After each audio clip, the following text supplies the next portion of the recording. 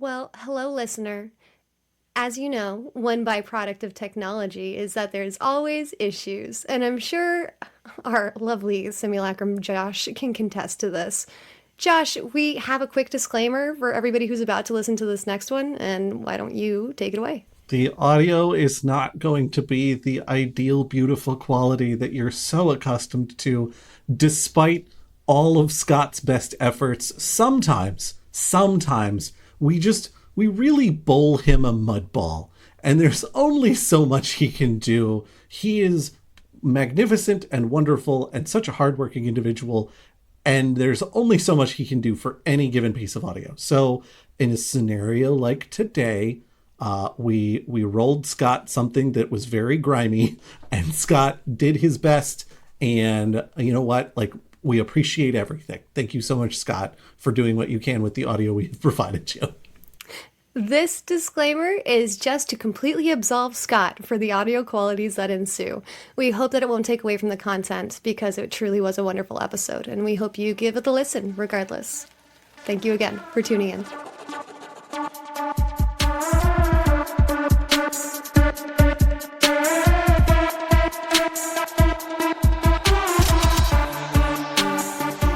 Hey there, you great and gorgeous goblins. Welcome to the Goblins and Growlers podcast. If you like what you're hearing, come check us out over at patreon.com/goblinsgrowlers, where you can find all original adventures, monsters, items, and traps, plus bonus episodes for our actual play sister podcast, Quid Pro Roll, and so much more.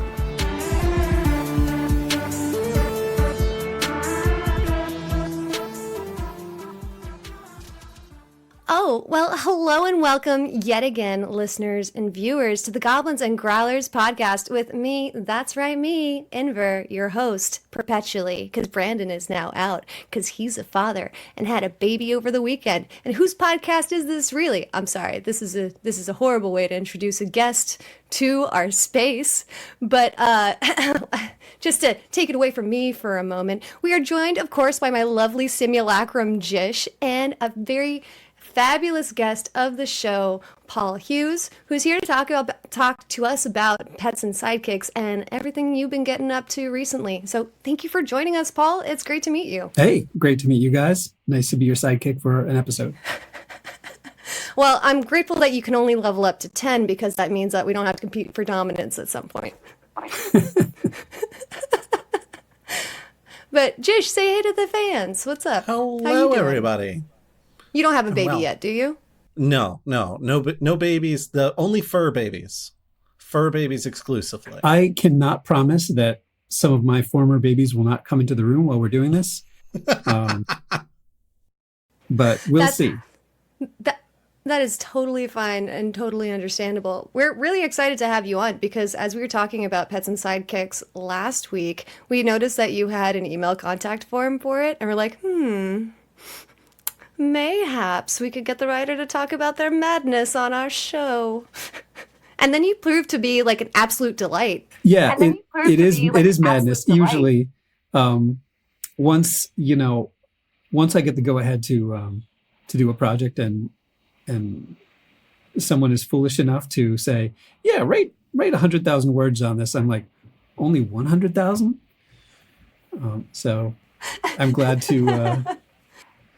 It's always nice now that we're in Kickstarter stage that we're going to have some people reading it.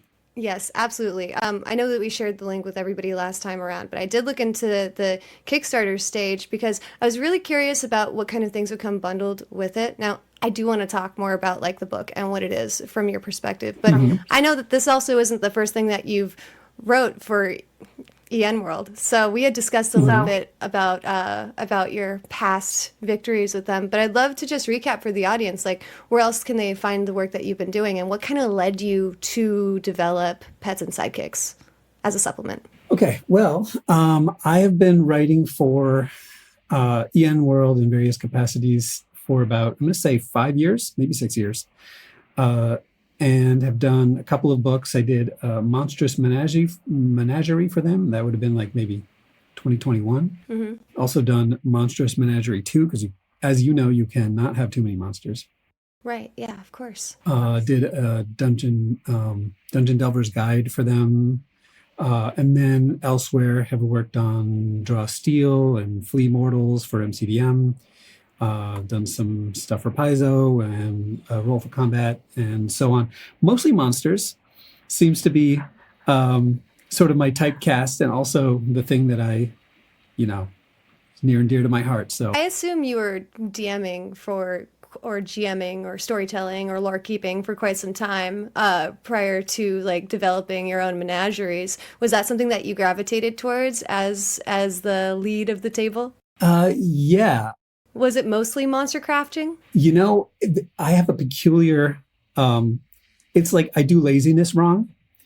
I'm always like, I don't want to be like flipping to all kinds of pages and using, when I'm at the table, making people wait while I look up monsters.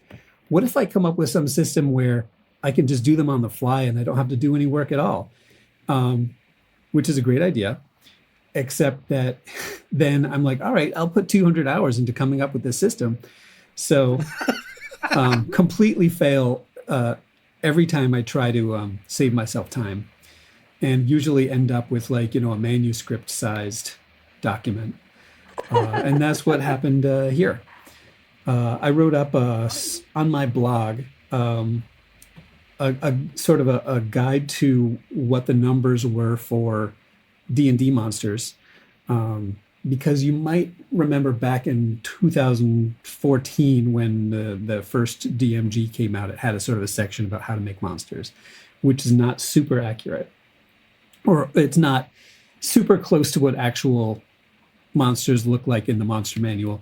So I thought, I'm going to sort of like try to reverse engineer what the actual numbers are.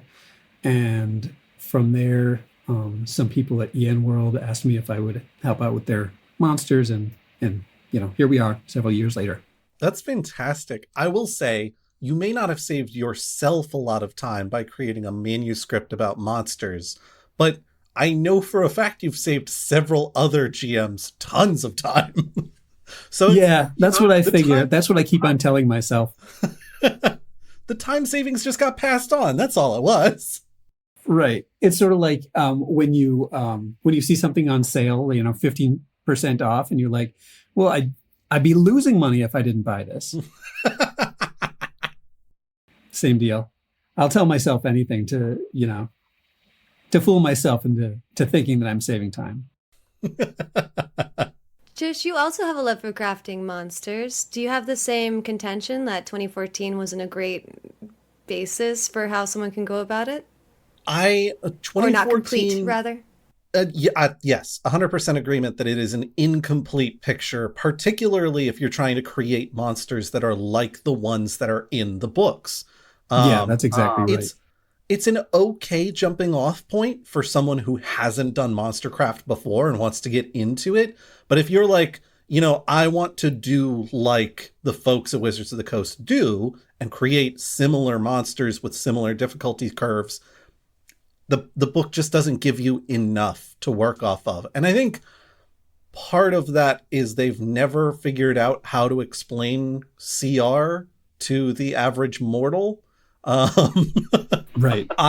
I'm really curious, Paul. I know you've been doing this for a while.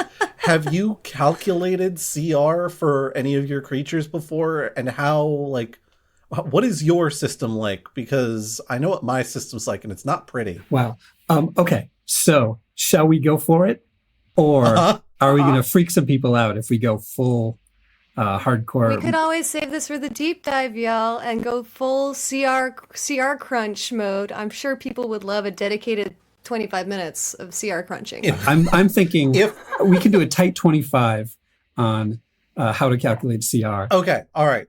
We'll table that for a deep dive. But you know what we could tangent into? One of the biggest issues when a player comes with a pet to the table in a traditional 5e setting is that there are no mechanics for having that pet evolve with you throughout the world. Normally, you get a familiar as a cat, that's a cat, and it has 2 hit points, and that's it for the rest of the setting. And at level 1, that, might work. Your familiar might survive a couple battles, but there's a scaling problem, and it's possible, although not confirmed, that there may be some people who don't want to reverse engineer the monster manual to figure out how monsters work.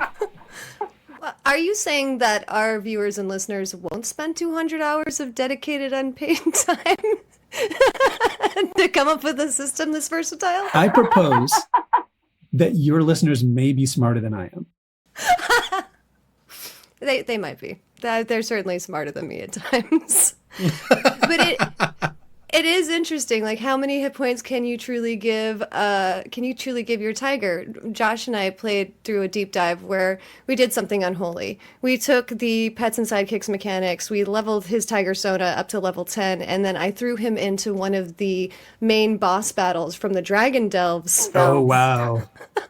I didn't realize there was an arena element of this. That's great. It was layered. So we had the first deep dive is about leveling up to 10, and we were trying to figure out like how do the mechanics work, what do heroic levels look like, and how does that help support kind of like the identity of the pet that you're playing effectively, right? And consistently being disappointed that I was running a solo scenario, so I couldn't take advantage of things like the really cool mount features or the stealth features, because I was throwing you into a Black Dragon's Lair blender.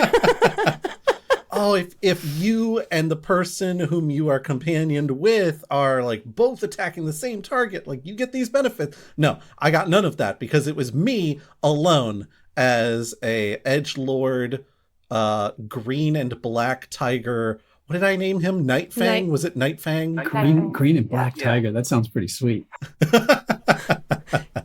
I asked Josh what kind of colors he wanted to be, and he's like, "Oh man, well now I don't know what to choose." I'm like, "You could be a Lisa Frank tiger. You could have rainbow stripes. Nothing is stopping you." I'm also feeling kind of maybe a He-Man, like Cringer type vibe. That was a little bit what I was going for. I was like, well, he should be stealthy, but stealthy in grasslands, not like traditional jungle. So I gotta change up the color scheme. Only stealthy in like the 90s. Yeah. I'm gonna give you ghillie suit fur next time. Ooh.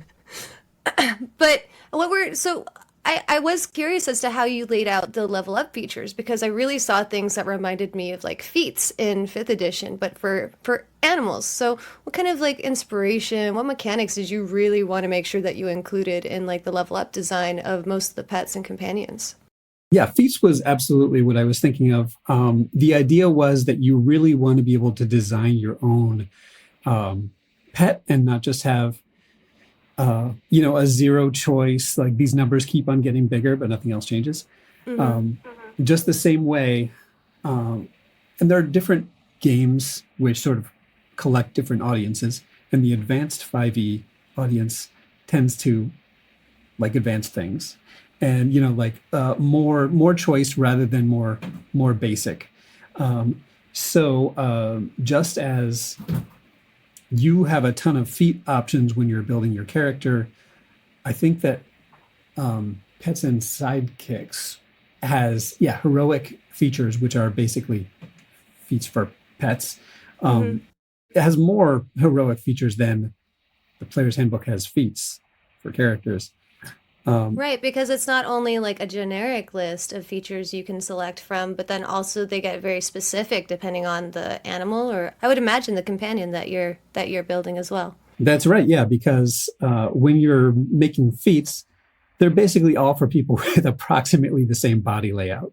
It's like the same number of legs, approximately.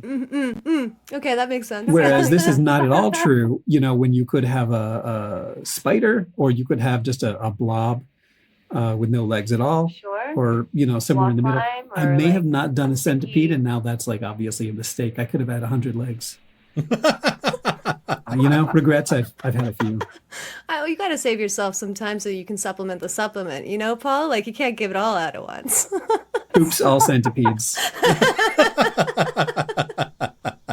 The 99 leg plus club. So we packed a lot of sort of these heroic features in here so that you would have very granular choices about not only some basic ones like, hey, here's something that's a lot like toughness, but also, hey, your sidekick is undead, So let's have like some specific undead things you can do. Or you're a rogue and you have an undead sidekick, so let's have a specific, stealthy undead feature. And I do want to call that one out because the sort of like my main co-writer, who's also one of the great third-party writers for Advanced 5e, Peter Martin, came up with Dead Quiet for the stealthy undead feature, and I was like, well, that's nailed that. We don't need to work anymore on this one.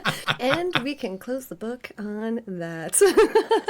But besides that, sort of collection of a la carte features you have, you can also see, if you take a look at some of the previews that are on EN World for different sidekicks, or perhaps we may even share some exclusive ones here, that there are. Paul, would you like to unveil? I mean, do you think we should? Here's what we could do. Now, are we brave enough? Audience, this is a very special treat for you, okay? So be grateful. All right. If you are listening to this podcast, the beautiful spread that is about to be unveiled will be lost on you. So open up your YouTube or platform of choice, or Patreon if you're paying for these things. Should we just read off like the pixel colors of each? Yeah. We'll go pixel by pixel for you, sweet listeners. Okay, there's like about 2,000 white pixels just all in a row. So that's lane one. I think we should start with a very hotly anticipated pet because of Baldur's Gate 3's infamy that they brought to it. I think we should start with the owlbear, if you're game with that, Paul. Okay, cool.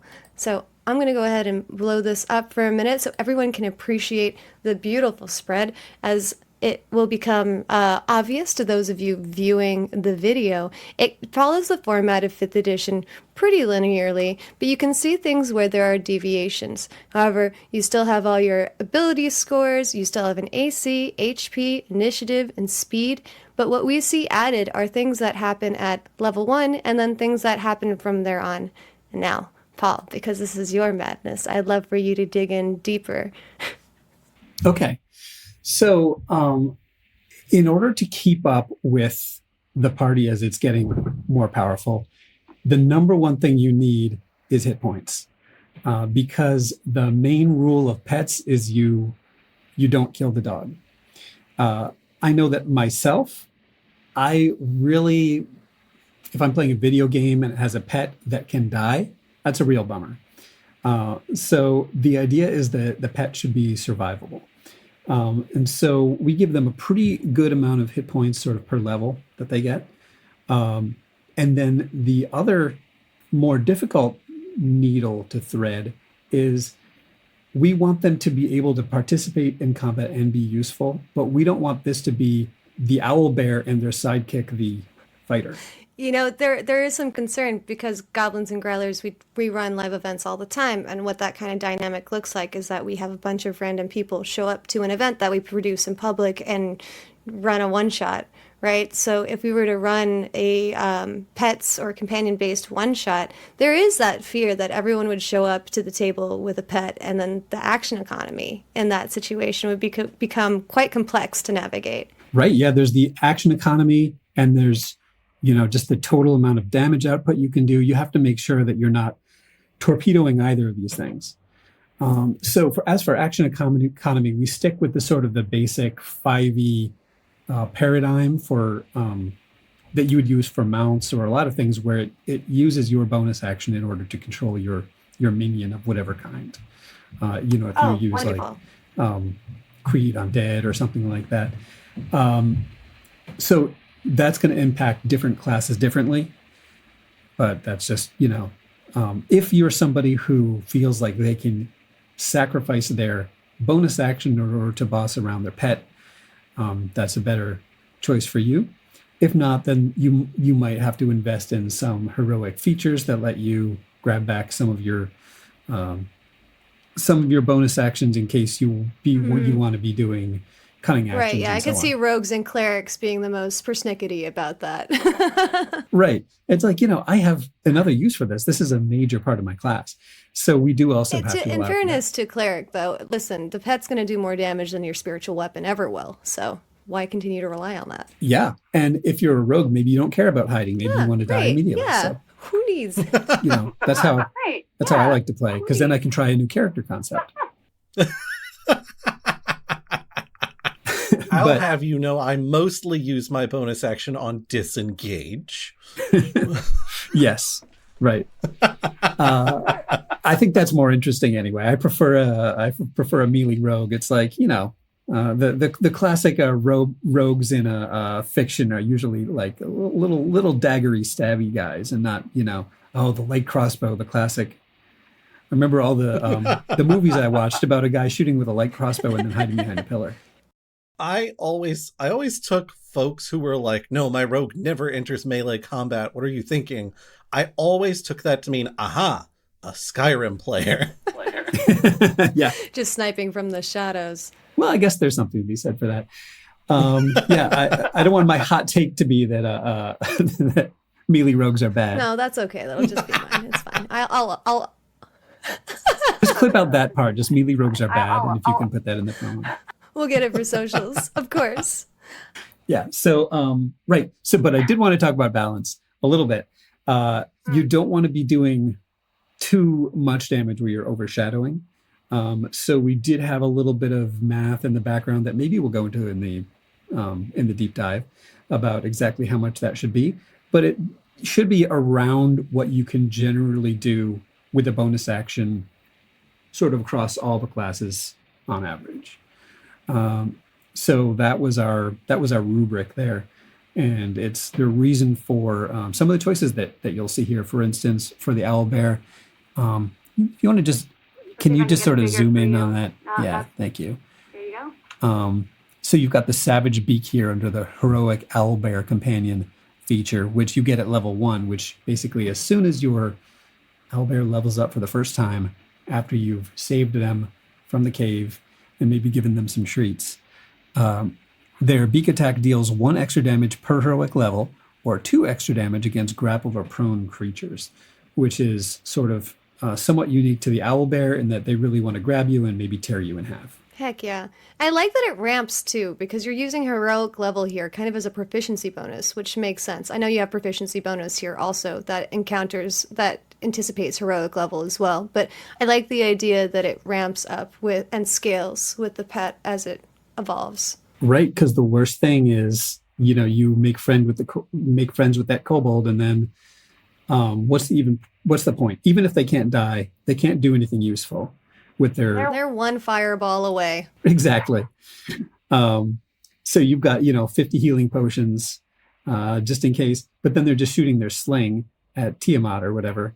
It's not going to help that much. So we do want to have some way for them to feel cool. Like you do want to be proud of your sidekick when they, finally down a bad guy, and you want them to keep up with you. So that's what we tried to do. And then from a narrative, so we touched on that mechanically. From a narrative perspective, how did that really evolve in like how you were selecting the abilities that you wanted to showcase? I mean, I think we all as like game designers kind of anticipate the big 3, right? Tanky, healy, stealthy. But I imagine that there was some sort of lore building for the creatures themselves. 5e can fill in a lot of the blanks, but there had to be some permutations throughout this process, no? Yeah. One important thing for your role, besides basically whether you're like a striker or a tank or something like that, is in what way are you cute? And in what way are you lovable as an NPC? And that's sort of hard to guess. GMs are kind of famously bad at predicting which NPC is going to be beloved. So, yeah, it's always the one that you just create 5 seconds. Exactly. And then their name is like, Bugsley. And now you're saddled with Bugsley for the next 20 levels. When this was just meant to be like a mean farmer that they ran into. So you're never really going to be sure exactly who is going to catch fire and become a favorite.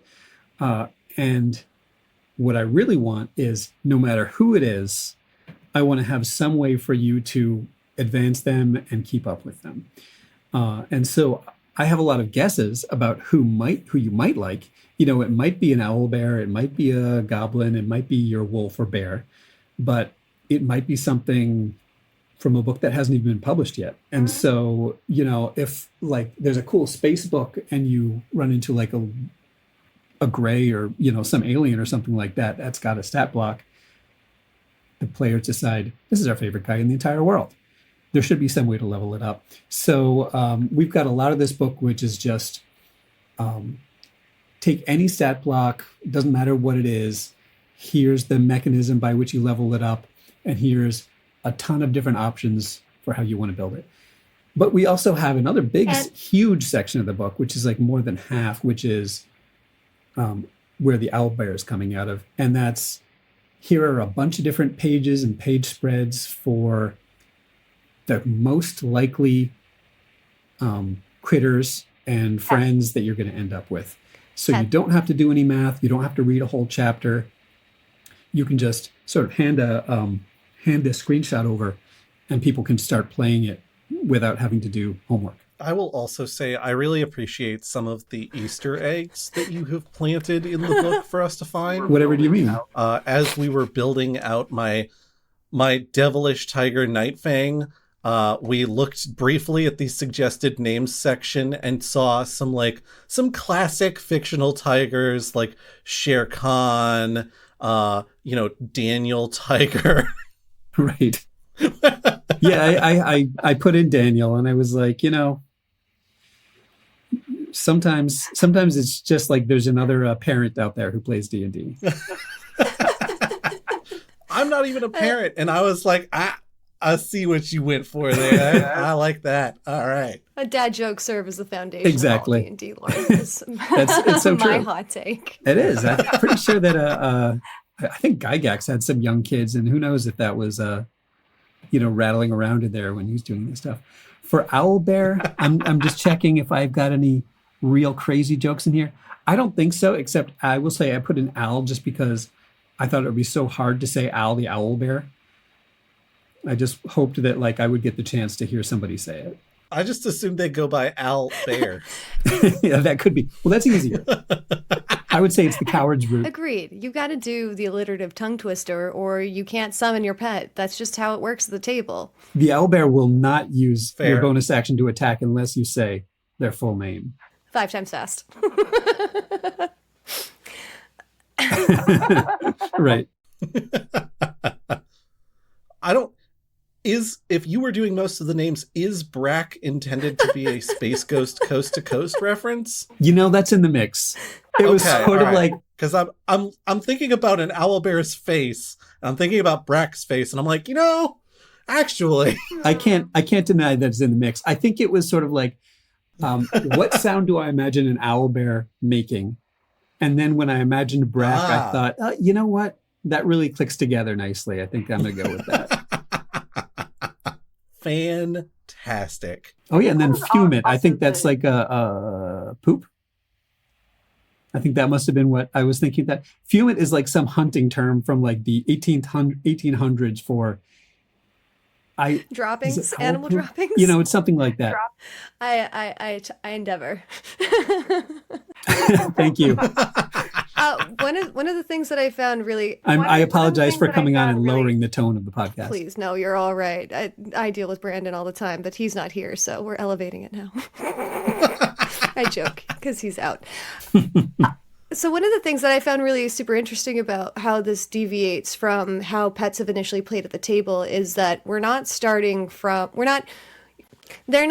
owlbear in the wild and then befriending owlbear, and then owlbear starts at level 1 as a fully adult owlbear. That wasn't kind of what was envisioned for all of this. So if I have a baby owlbear, does it start as a cub, or are we starting from? It does. It starts as a cub, because these are mostly things that you can get at level 1, and there are some kind of high-end creatures like the owlbear where you really don't want to have a full-powered owlbear join the party at level 1.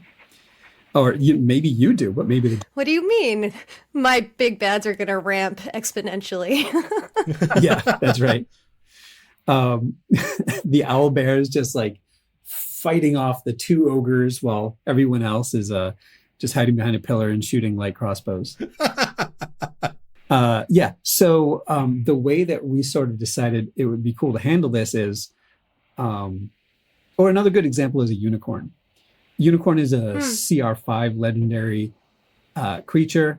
You really cannot expect to get one of those right away. But on the other hand, how cool is it to be traveling with a unicorn? Right. So we get, you get the unicorn to start with.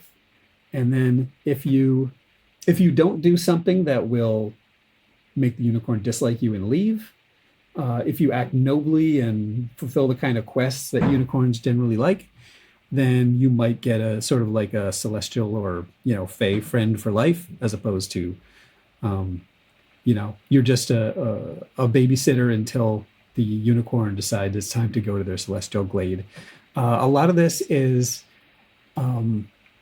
it's really storytelling that happens between the players and the GM about how these creatures interact with the party, whether you stay until level 20 to fight a god at the end, or whether this is just part of your journey, is that they're traveling along with you. And that's one of the fun things about the sort of this storytelling elements of D&D is you don't know where it's going to go, and there's just a bunch of different tools and building blocks to play with. Well, we noticed from a balancing standpoint that you were like, maybe giving people adult dragons is a step too far. Level 10. Exactly. Perhaps we should dial that concept back slightly. So, like, what is it? The idea is that once they're hitting kind of like teen dragon years, they're like, hey man, like, right, it's been great traveling with you, but I've got to find my own way through the rest of the world. Maybe I'll see you again sometime. And the GM can still bring them in for like, oh, it's a huge battle. You're up against an entire army and you seem doomed. But what's that on the horizon? It's your pet flying in. Right, yeah. It's Scorpio. Yay. Yay. Yeah, absolutely. And I think that's both for narrative and balance reasons. This would be actually something good to mention. The book is called Pets and Sidekicks. And it's about 2 classes of creatures. Pets are the, animal level intelligence, the dogs, the wolves. But something like a dragon or a unicorn is not a pet. And they are going to... Right, because they have an intelligence. Exactly. They've got, And some sort of sentience, right? Yeah. Right, they're sentient. Speaking sentience. And there's also sort of like humanoids in here. So there's fighters and bards, all the usual character classes. There's experts, people who forge weapons. These are people. I saw Josh on the dwarf wrestler last time around, I think still. I just think dwarf wrestling is probably huge. The dwarves are just built for wrestling as their primary sport, I think. So I think that's a great choice. I'm just picturing a dwarf suplexing somebody, and it's incredible. Yeah, no, I think it is a huge moneymaker. We got to get in on this. I guess technically we have to go to like travel to a D&D world first and then get on in it, but that's details. You can't tell your dwarf wrestler what to do. They're going to do it if they want to.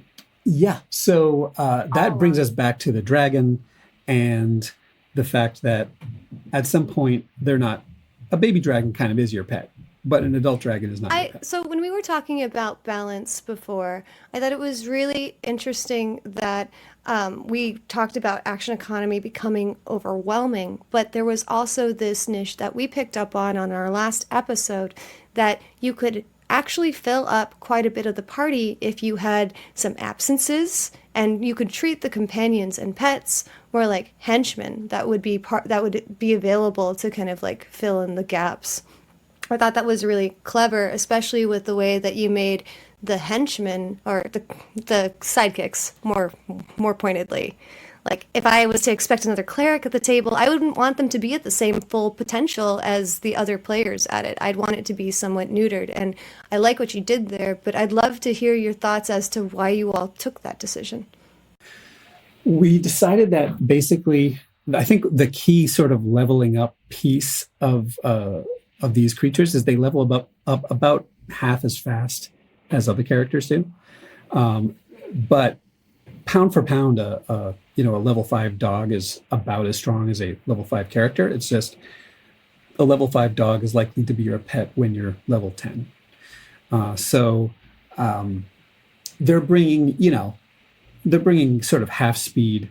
They're bringing a slow pitch, not necessarily a fastball, but they are, they're contributing, not overwhelming you and not outshining you.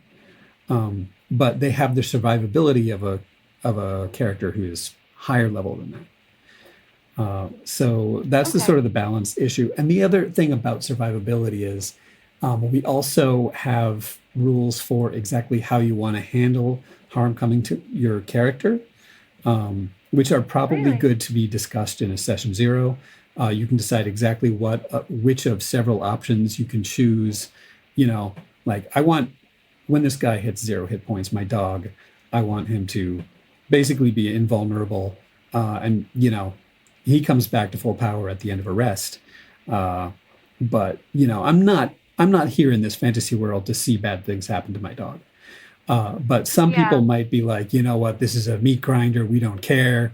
You'll let the owlbears hit the floor. It's fine.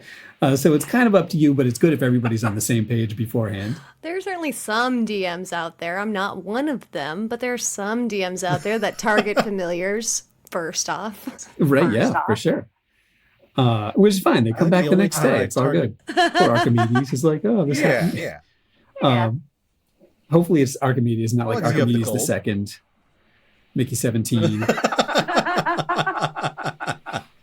That's also session 0 territory. You as GM have to lay down the law as to how many successor pets there can be. Exactly. That's something that everybody can decide. But in the book, we sort of come down on the default is no real harm is coming to your pet. It just may be that they're out of a fight. And you can opt into higher difficulty settings if everyone's on board, but that's got to be but you have to let the player know beforehand so they can decide, you know what, I don't want to have a pet if this risk is out there. Or at the very least, I don't want to have a cute pet. You can have a skeleton. That's fine. Right. Yeah. Like, I don't care if my skeleton gets exploded. Like, that's whatever. I'll just get another skeleton. In fact, I may take the heroic feature that allows me to explode my skeleton. And then Oh my gosh. Okay. Now, listen. Libris Mortis was the only available necromantic tome back in 3.5, and we have been utterly deprived of choice as necromancers. Yeah, well, thank you for that. I know it's a crime. It is. So we fill in where we can. So if you like that, you're going to really like the zombies and the skeletons. I think there's a lot of extremely gross options. Wondrous. If I can do a Death Nova, I'm already sold. But I did see that you also had a skeleton butler in some of the art, and it's like, this is what I want too. I don't necessarily, when I made my Skeletal Legion, it wasn't necessarily just to be impressive on the battlefield. I mean, raising a family is... You don't just want to conquer the world. Right. Raising the family is a side effect. I mean, I wanted them to have personalities, and I was putting these amalgamated babies together, and it would be nice if they had split personalities. Anyway, I'm deviating. Having a skeleton with a personality has always been a big dream. It's like you want to have the lieutenant who has the kind of a like the butler from Fresh Prince of Bel-Air personality or something. Who's like, yes, my lord, I'm sure that's a wonderful idea, my lord. You want to get a little back talk from your skeleton. So of course we have some options for like skeletons who gain a little intelligence, who may be a little smarter than you, but go along with your, or at least have better wisdom than you. Go along with your terrible plans anyway. That's wonderful.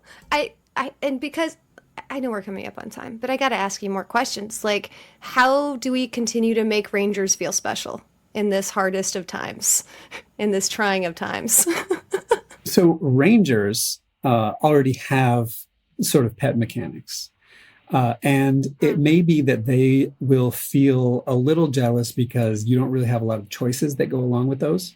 So we have a couple of, we actually have a couple of different options for every class for pets. So for instance, we have a subclass for wizards for familiarists. So you can just go all in on your familiar, level up your familiar.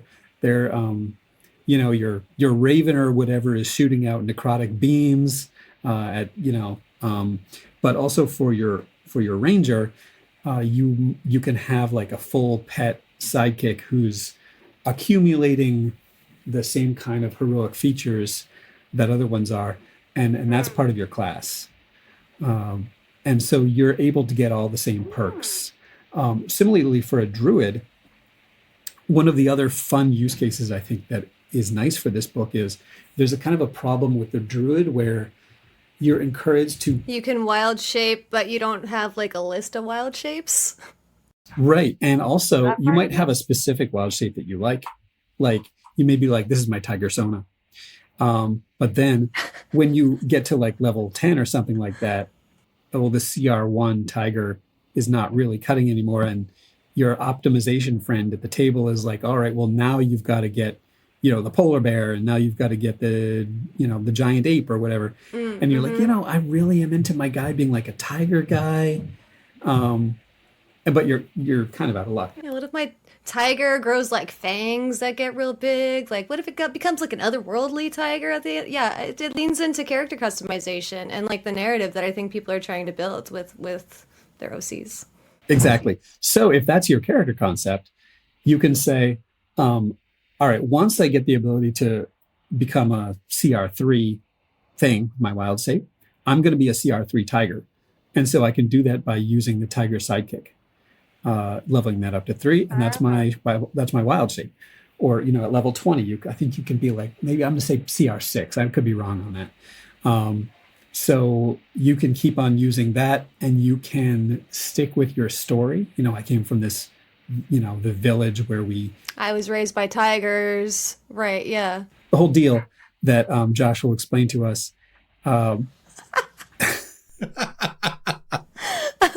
I need to give his tiger a fair shake. But you don't have to, it's like, oh gosh, now I got to be a giant ape because that's like the biggest creature. Now I got to be a T-Rex. I've never liked that in like playing a druid, because if I'm partial to specific shifts, then like I just want to keep using those. Why would I? Exactly. How does it make narrative sense for me to suddenly go from being a tiger all the time to being a giant ape all the time? What the heck? Yeah, and honestly, like the coolest things are pretty low CR.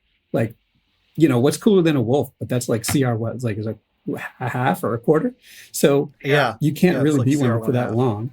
Most druids I've met are just waiting to get to flight, something with wings, so that they can attack from afar and also cast their spells in familiar form or wild shape form. Hey, should we talk about magic items? Oh, you know what? I would really love to, because you've got like 50 magic items that are listed and publicly available, and that's a link that I want to share with our publics. Yeah, I just thought it might be fun to have like a saddle of a winged saddle, so that when you're riding your giant wolf, you can, speak the command word, wings shoot out, and now you can fly up to fight, Yes.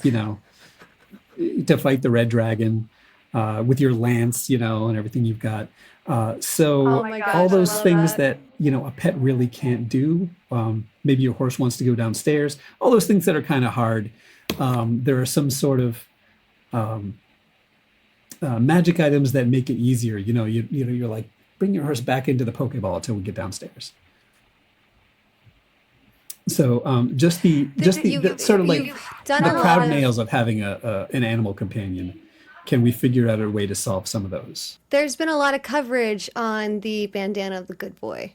Could you let our audience know what abilities that comes with? Yeah. So on the cover of the book, there is a little dragon wormling who's wearing a bandana. And one of the great things about making a book is when you see the art come in, and you're like, wow, this came out better than this is better than my art order. I don't know if I actually had suggested that it have a bandana, but obviously I was wrong. So then I think I went back and I added a bandana magic item. And like you'd expect for a bandana of the good boy, what this does is you put it on, and then when you're in trouble, it allows your good boy to maybe cast calm emotions or help you with your heal you or something like that, give you some kind of buff that you need at the right time. That's so sweet. Yeah, it's kind of the role of pets, right? So via nuzzle. yeah, exactly. Die for cuteness. Oh my goodness. Like if we don't actually get into the fact that pets are here to love you unconditionally, and like, what are we actually doing here? Right. Certainly Fair. not making more Fair. cannon fodder for the GM to get rid of when they're feeling capricious. Not Right? that Yeah. at all. No, definitely not. Inver. And it would be wrong if you use these as a way to level up monsters, so you could give even harder owlbears to attack your players with. Certainly wouldn't want to do that. Oh, right. Yeah. Certainly would be bad if the GM took inspiration for this for their fights and gave extra abilities to their monsters, because, GM shouldn't have anything nice. No, GM shouldn't have anything nice because they already cause too much trouble. Right, yeah. They only get magic items. It's like, I'm just trying to run a coffee shop over here. So that they can give those magic items to players. That's it. Right, yeah. Give out magic items. That's you had one job. Y'all just made me envision a party adopting a kobold or a goblin or an owlbear, and like, parties are notoriously not good at parenting on average. And so like That's so true. the kobold or the goblin eventually gets just like left somewhere and then decides to like swear a pact of vengeance. Right. Comes back like 15 sessions later as a level 10 and is like, I'm bringing you down. It's incredible. I love the whole background of that. Yeah, that sounds great. Yeah, absolutely. And that's what you should do, because they shouldn't just like forget about you on level 8 of the dungeon because the elevator only had room for 5 people. And yet here we are. So before we wrap, Yeah. I would love to talk about a little bit, like, what kind of third-party support can people look at to understand Advanced 5th Edition? How can they publish compatible material? And is there anything that we can look forward to in the future that, of course, we're all going to go support Pets and Sidekicks, obviously. But There is 9 days left on that campaign as of the release of this episode. So go, fly, do it, you quickly. fools. Yeah. So third-party support for Advanced 5e is great. Advanced 5e is an open game. It's got an open license. It's got its own SRD. And I believe it's available in Orc and also Creative Commons. It's got Nice. It's got all of the crunch in it. So there's lots of stuff for you to chew on and take a look at for free. Decide if you like it. And there's also a lot of publications that you can do with it. And there's a great third-party community. And a lot of the authors that I work with as I put together teams for books are third-party authors who have, who are excited about the system and have written a lot of third-party stuff and can then get into, I guess, what you would call first-party writing for the system. So I would love to see what you guys can do with it so we can get you published. Oh, absolutely, Paul. We're already on it. I can't wait to talk your ear off about dragons on the deep dive because I've got so many very, very specific questions for you. I've got so many specific answers. Wonderful. And we still got time to crunch CR, folks, so don't you worry. That's not going anywhere. But to give all of our technology a quick break and us a quick break before we head on to the deep dives. I'm going to let Jish give us the outro. But before he does, please do check out the Kickstarter and the backer kit link in the description of the YouTube and in the show notes of this podcast. If you'd like to support this kind of thing and indie writers everywhere, it's wonderful to always get started on the ground floor so you can at least have all of the companion documents that go with them. I know even after Pets and Sidekicks, I'm going to be, of course, checking out the Monstrous Menagerie because I want to know what other delicious secrets are locked away for GMs. I anticipate there are some.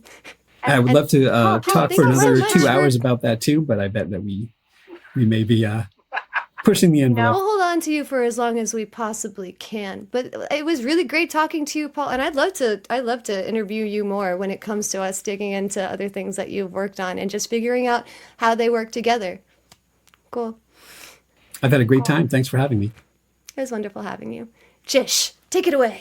All right, real quick, I'm gonna start us off with y'all have been hearing us talk about the Pets and Sidekicks Kickstarter, which is still going on for 9 more days as of release of the episode. That's kickstarter.com, Projects EN World Companions Compendium is what it's under. And if you're looking at the YouTube, you can see the entire link there, and then we'll also have it in the description.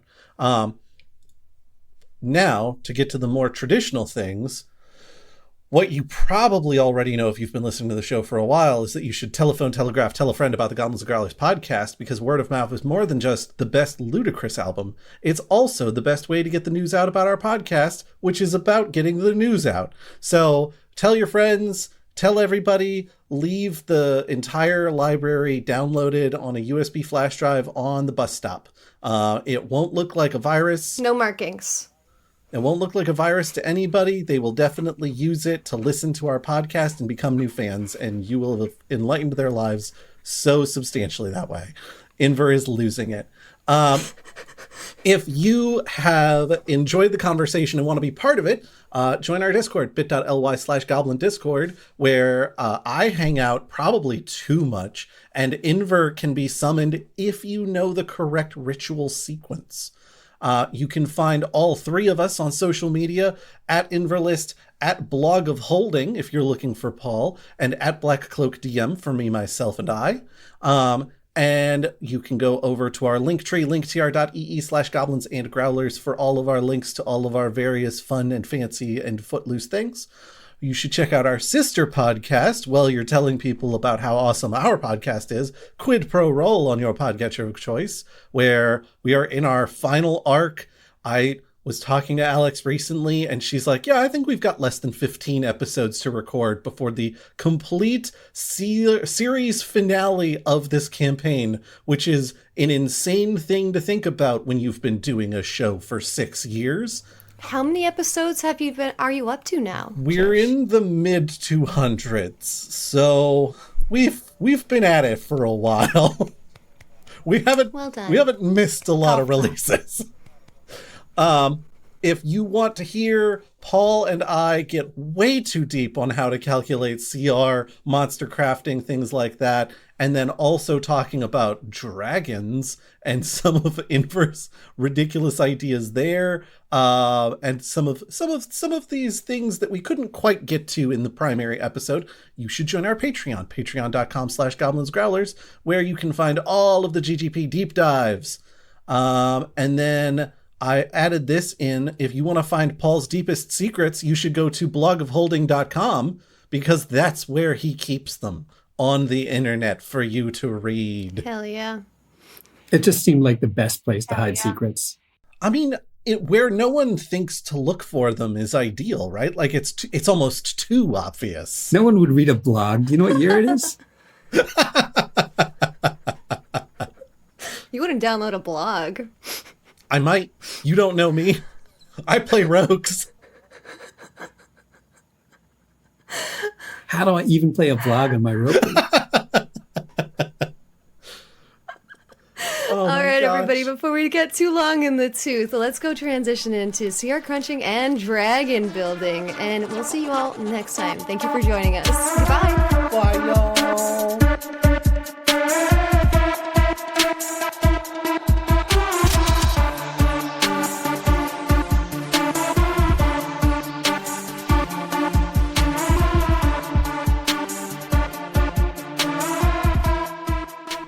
If you like what you hear, consider subscribing and giving us a review over on Apple Podcasts. Especially early in the feed, subscriptions and reviews are super helpful for bringing new listeners our way. Thank you!